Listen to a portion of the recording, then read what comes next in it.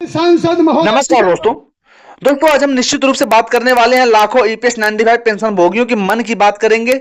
निर्मला और मोदी पर क्या बोल रहे हैं पेंशन भोगी। सरकार के साथ इस मुद्दे को उठाने के लिए अपने सांसद या यूनियन नेताओं से दोस्तों आप लोग संपर्क कर सकते हैं।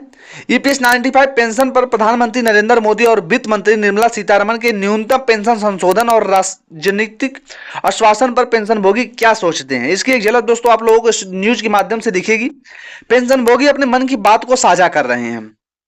पेंशनरों का कहना है कि प्रधानमंत्री को भारत के समाकित निधि से इतने बड़े खर्च करने के लिए वित्तीय सहमति, कैबिनेट की मंजूरी और सांसद की मंजूरी मिलनी चाहिए।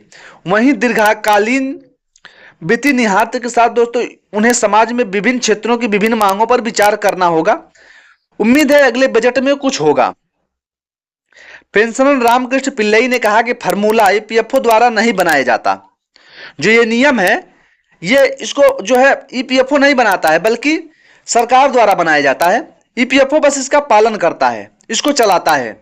सरकार को पेंशन की स्थिति में 20 साल तक वसूली के जो प्रतिबंध है इसको करने और लाभार्थी को पूंजी वापस करने के लिए नियमों में संशोधन करना चाहिए। यदि वह जीवित है तो कृपया सरकार के साथ इस मुद्दे को उठाने के लिए अपने सांसद यूनियन नेताओं से संपर्क करें। आप ईपीएफओ सरकार को ईमेल द्वारा भी अनुरोध भेज सकते हैं, कृपया प्रयास करें।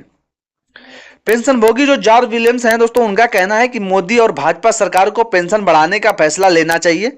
कृपया उच्च पेंशन पाने में संकोच न करें। लेकिन इस सरकार के शब्दकोश में कोई शब्द ईपीएफओ ईपीएस 95 पेंशनरों के लिए आता ही नहीं है। कोई भी दोस्तों आधिकारिक चैनल पे आप देखोगे तो इसके बारे में जो है डिस्कशन ना किया जाएगा, ना इसके बारे में बोला जाएगा। ईपीएस 95 पेंशन जैसे सरकार के लिए तो है ही नहीं। सरकार इस पे बिल्कुल जो है गंभीरता से विचार नहीं करती है। हालांकि मुलाकात कर लेती है, मुलाकात करके फोटो खिंचवाना कोई बड़ी बात नहीं है, लेकिन इसके ऊपर कभी भी कोई आधिकारिक जो है घोषणा नहीं की जाती है। वहीं अरुण देवनाथ का कहना है कि आइए यह अभी अनुमान लगाएं कि 6,500 रुपए वाले कितने पेंशनर जीवित बचेंगे। 15,000 रुपए वाले पेंशनरों को पेंशन में कोई समस्या नहीं होगी। मोदी निर्मला को 65 लाख के इन वांछित बोझ से मुक्त करने के लिए सरकार 6,500 रुपए वाले पेंशनरों को कुछ पैकेज जो है दे सकती है। हालांकि ये देगी नहीं देगी दोस्तों ये देखने वाली बात होगी, क्योंकि जिस प्रकार से सरकार काम कर रही है ऐसा नहीं लगता है कि ईपीएस 95 पेंशनरों का कोई महत्व जो है सरकार के तहत है। क्योंकि ईपीएस 95 के जितने भी पेंशनर्स हैं वो भटकने के सिवा उनको कुछ नहीं है। सिर्फ उनकी मीटिंगें होती हैं, उनके साथ बहुत सारे नेताएं आते हैं जो फोटो खिंचाया जाता है। फोटो खींचने के बाद उन लोगों का कोई अभी तक आधिकारिक बयान किसी का नहीं आया ईपीएस 95 पेंशन के ऊपर। हालांकि मैं सुप्रिया सुले जी का बहुत आभार व्यक्त करना चाहूंगा कि खुले मन से उन्होंने एक बार नहीं कई बार इस सवाल को किया है। अब सवाल यह है कि अगर किसी नियोक्ता ने अभी तक ईपीएफओ में जवाब नहीं दिया है तो अब आगे क्या होगा। ताजा खबर है कि उच्च वेतन पर हायर पेंशन का मामला जो सुप्रीम कोर्ट की दखल के बाद आगे बढ़ा है। कर्मचारी भविष्य निधि संगठन जो ईपीएफओ ने ईपीएस 95 पेंशन को लेकर एक तारीख घोषित की है। ईपीएफओ ने कर्मचारी वेतन और अन्य संबंधित विवरणों को 31 जनवरी तक दोस्तों जमा करने का नियोक्ताओं को समय दिया था।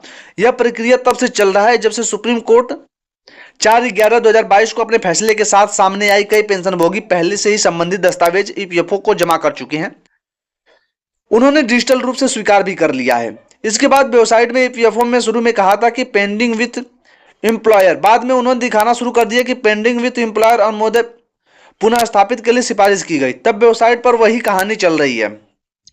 अब सवाल यह है कि अगर किसी नियोक्ता ने अभी तक ईपीएफओ का जवाब नहीं दिया है तो संभावना है कि ईपीएफओ के वर्तमान अनुरोध का पालन अब तक न कर सका है। ऐसे में ईपीएफओ सरकार की ओर से क्या कार्रवाई होगी।